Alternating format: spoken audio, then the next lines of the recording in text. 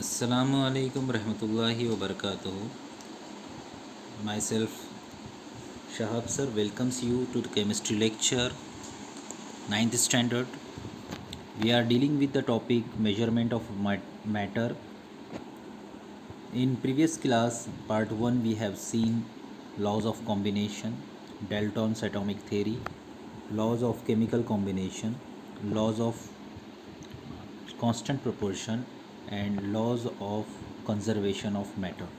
Today we will move further into a topic, what is an atom and what is the atomic size, all these things, and if time permit we will see atomic mass also.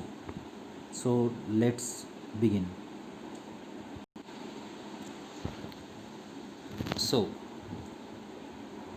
from come to the point, from which experiment was it discovered that the atom have the internal structure, and when it is discovered? Actually in 19th century, in the 1917 or 1916, Rutherford experimented and demonstrated that the each and every object is made of tiny particles, and that tiny particles, that is called as an atom. Okay, who discovered? Rutherford. Now, next part is, what are the two parts of an atom and what are they made of? So, for that reason, we will see some diagram, and I will draw that diagram for you.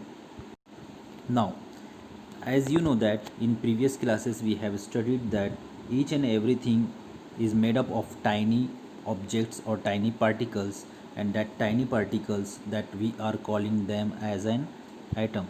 So this is an atom, and it is made up of two parts. First is outer part, this is outer part, and this is inner part. Okay, the outer part is made of few revolving things that we are called as electrons. So in outer part they are, that are electrons, and they are, oh, sorry, electrons. Okay, and in inner part they are revolving and they are having negative charge. So, and the inner part is made of two things, that are protons and another neutral one, that is neutrons. So protons, these protons is having positive charge, and this neutrons is having neutron. Proton we write P, for neutron we are writing N. They are having neutral charge, means they are having no charge. This is how an atom is made of. It is having two parts. First part is called as an first part is called as an inner condensed part, and this is outer shallow part in which the electrons revolve.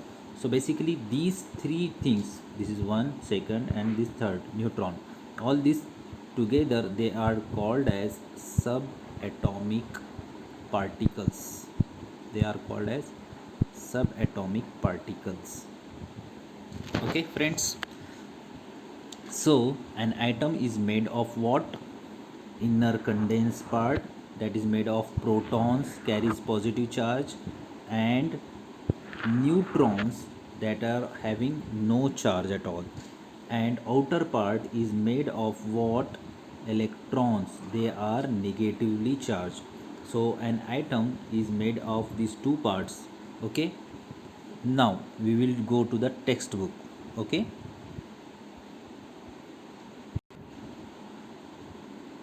so we have covered this part. Okay, that are two parts of an atom. Okay, I think everybody is cleared.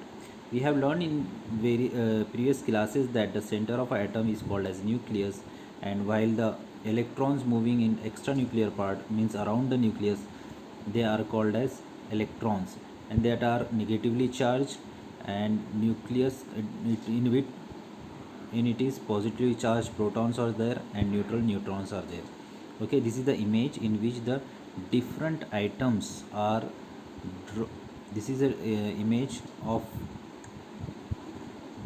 atoms that is taken with the help of field ion microscope, and you see there are many atoms that are there in which the condensed area is this one, and around which there is a shell and in which the electrons are revolving. Okay, now the concept of size of an atom, how we can determine the size of an atom. So for that reason I will go back to that board where I will draw and show you. Okay, now I think everybody is getting. So we have seen that the inner part of an atom is made of few few protons and also few neutrons. Okay, and the outer part is made of an electron. Okay, so this is the electron, and you can see a different atom is having a different number of electrons. So this atom is of, for example, a different atom which is having few electrons over here also. Okay, in second orbit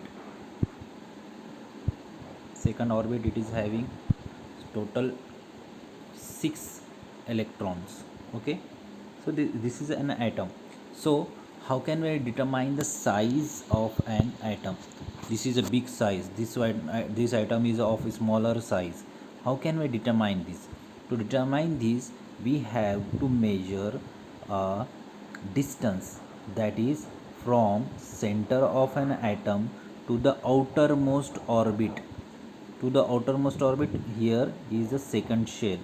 So this distance is called as atomic radius. It is called as atomic radius. Okay, atomic radius is nothing but the radius of the circle. So see, you can imagine this is an circle, and this is an also a circle. So from center of the circle to the periphery, that distance is called as atomic radius. Okay, so atomic radius determine the size of an atom. Means what? If atomic radius is greater, then the atom will be a larger. If atomic size is lesser, then the atom, that particular atom will be the smaller one. So bigger the atomic radius, bigger will be the size of the an atom. Smaller the size of atomic radius, means smaller the size of an particular atom. Okay, so now we are coming back to our topic. The size of an atom is determined by its radius. Atomic radius of an isolated atom is the distance between nucleus of an atom to the outermost orbit, that I have just explained. And how this atomic radius is measured, like the distance is measured in a kilometer. Okay, but the atoms are very tiny in nature. So because of their tiny in nature, they are usually measured in nanometers. The unit of measuring the atomic radius is nanometers. So if an hydrogen atom is there, its size atomic radius is 10 raised to minus 10 in meters. Okay, and 1 meter is equals to what? 10 raised to 9 nanometers. So you have to multiply it. Water molecule having its atomic radius 10 raised to minus 9. Hemoglobin molecule is having 10 raised to minus 8. Hemoglobin that is present in our blood, and due to which our blood is having red color. Okay, now we will move forward. So basically atoms are very tiny in nature. So modern instrument, like, you can't see it with your naked eyes, you have to see it with the help of microscope. So even the normal routine simple microscope, we can't see the atoms. To see the atoms and electrons, we need to have a special type of microscope called as electron microscope, field ion microscope. That this type of advanced microscope allow us to see the different parts of or subatomic particles of an atom in a very enlarged manner. Now, uh, size of an atom is depend upon the number of electrons in orbit. Now there is a one catch over here. I want all of your attention to be here, so that I can explain that to you.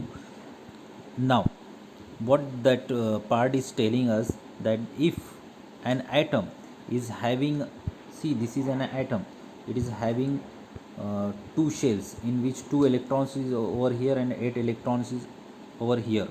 So it is a bigger one, okay, and another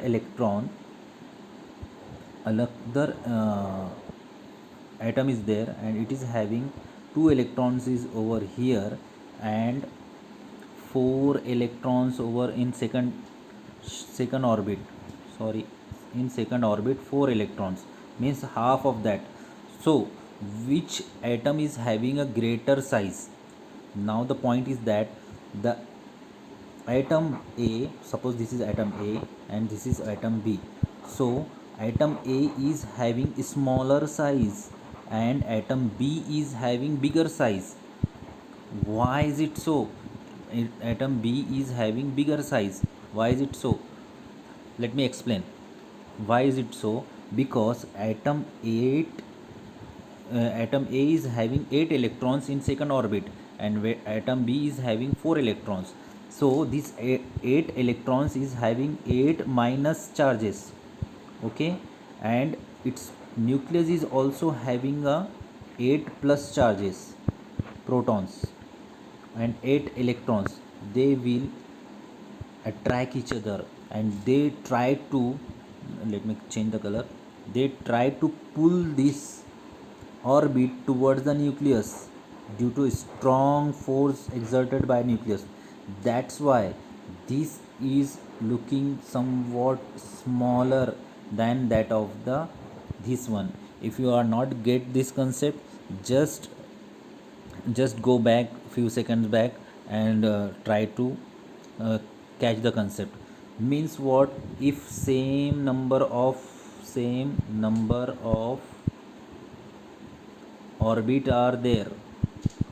orbits are present, then the atom that is having less number of electron in last orbit appears bigger than the atom that is having large number of electrons in last shell, okay.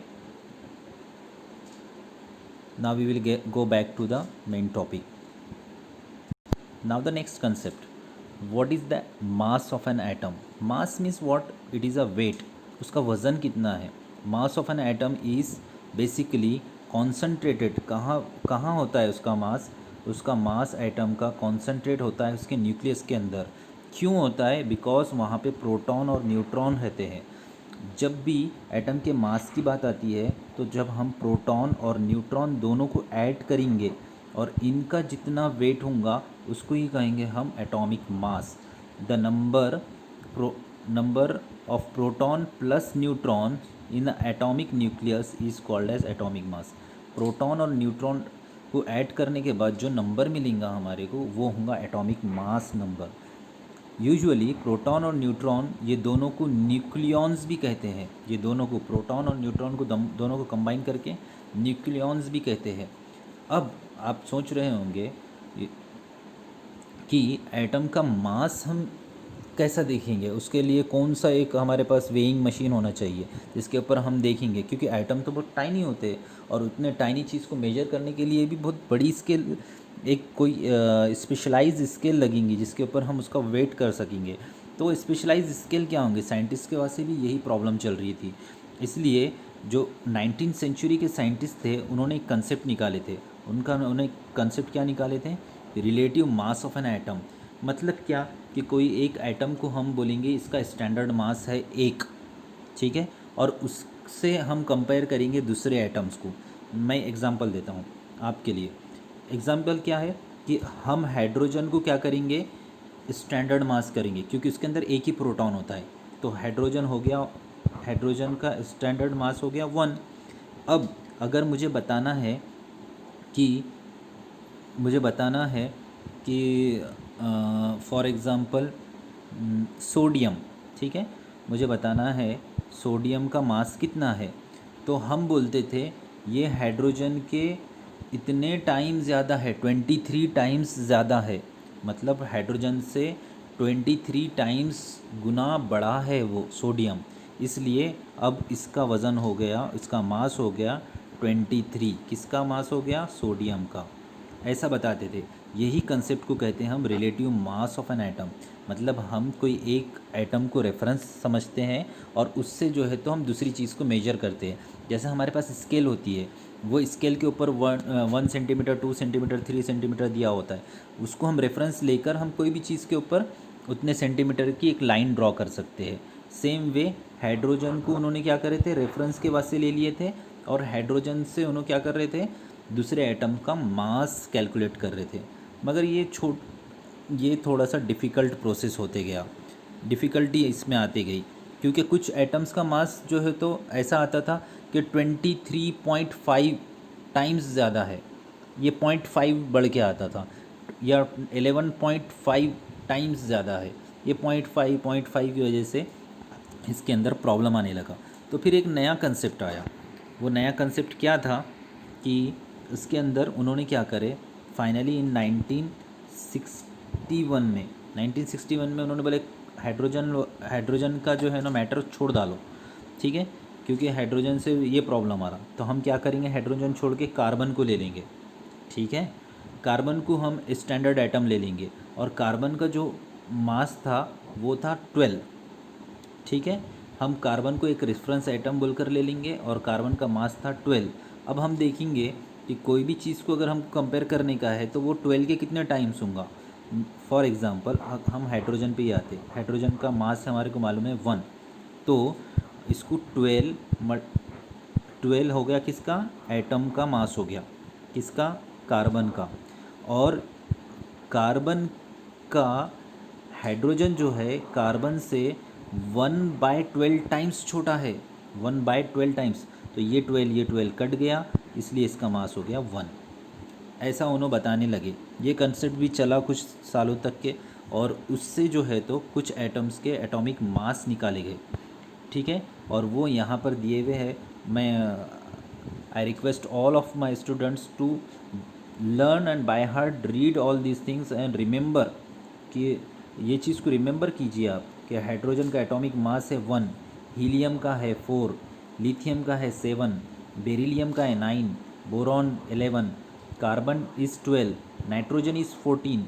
देखो ये carbon सबसे ज़्यादा पूछा जाता है, nitrogen सबसे ज़्यादा पूछा जाता है हर वक्त, हाइड्रोजन का आता है, ठीक है। फ्लोरीन का, नियॉन का, सोडियम का 23 है, मैंने अभी बताया आपको। लाइकवाइज मैग्नीशियम, इन सब के है ना, ये रिलेटिव मास के ऊपर इन सब के वेट निकाले गए, ठीक है। कैल्शियम का है, कैल्शियम बोन्स स्ट्रॉन्ग होते, कैल्शियम का है इसके अंदर 40, ठीक है। तो आप सल्फ़र का है 32, क्लोरीन का है 35.5।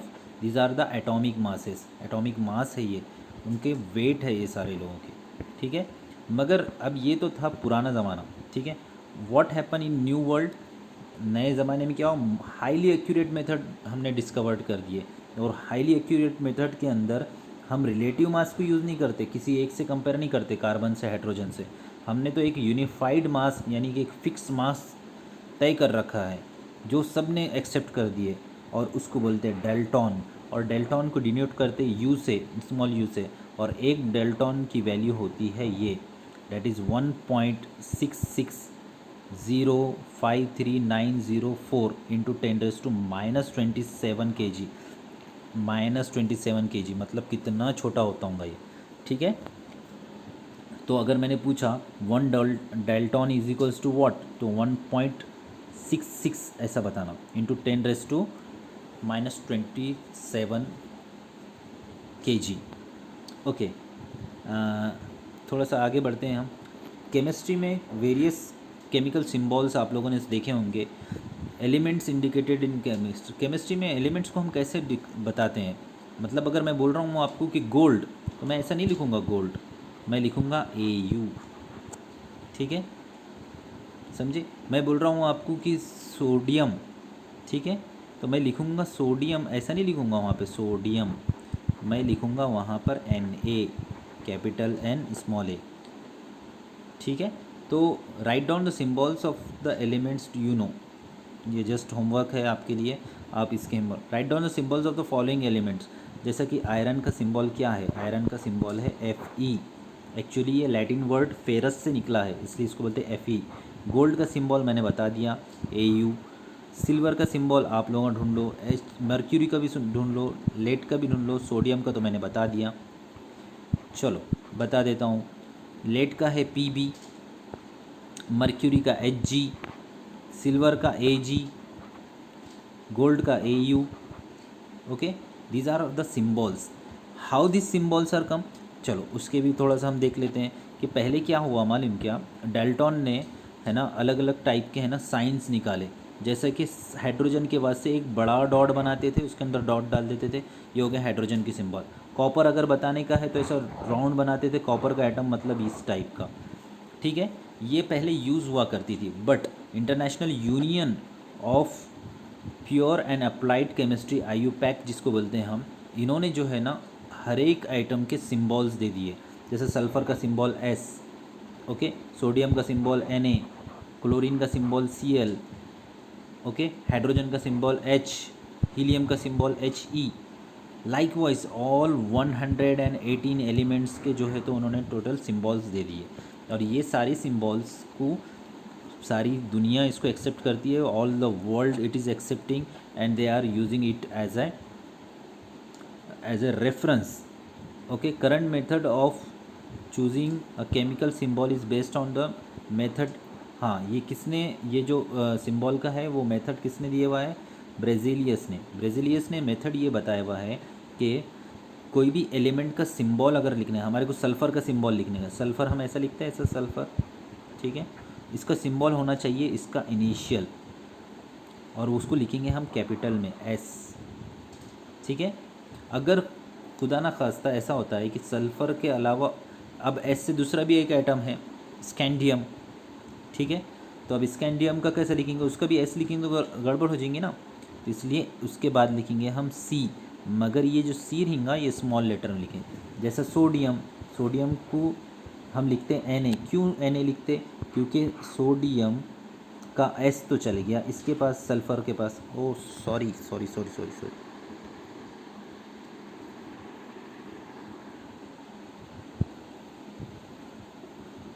S तो चल गया इसके पास, तो फिर इसकी वजह से जो है तो हमको क्या करना पड़ता, सोडियम को SODM ऐसा नहीं लिखते, उसको लिखते हैं हम Na। क्यों Na लिखते, क्योंकि ये ड्राइव हुआ नाइट्रम,